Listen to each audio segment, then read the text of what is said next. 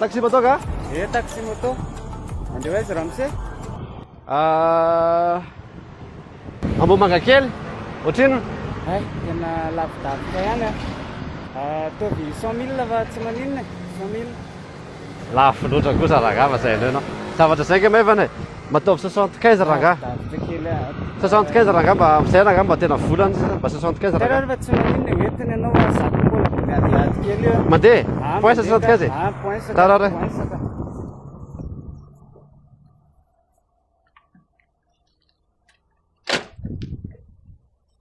sarotra oatra veloma misy zany ka velomina kely le rity.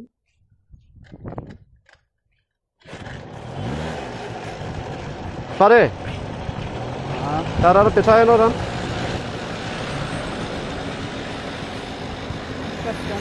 tazomy aloha tazomy kasy tsy maintsy mitazona tsara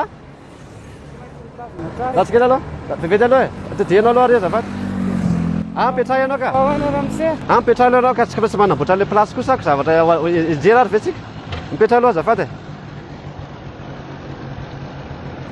eta ty le kasika aloha zao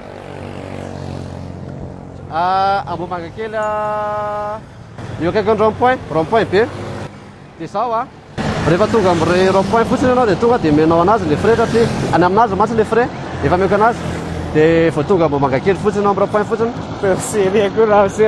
Nga tsy ianao le andeha zany. tsy za le andeha fa izy le andeha ka Ramse ko raha nga ohatra miany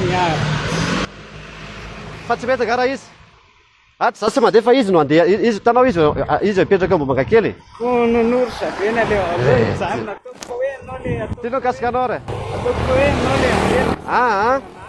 hitanao izy tsy mahita lalana fa ny zavatra hitany tonga dia akady-bahoaka mandeha makany Ambohimanga kely dia efa hita ny lalana efa natoroko anazy ny toerana ialana hoe Ambohimanga kely akaiky ny rond-point dia le frais nga tsy mety amina 75 nga tsy mety ra Mety le izay ianao koa ohatra mianianina angamba. fa tsy afaka mitondra anazy ianao Tsy mety fa zavatra tsy miresaka ve ataoko ahoana koa ny taxi amin'io Ramse. fa efa namin'io ke frais anao e efa nomeko anazy ny frais anao meo anazy ny 75 dia efa miala fotsiny ianao Tsy loha hijanona fa tsy mety Ramse aloha Tsy mety? hijanona fa tsy.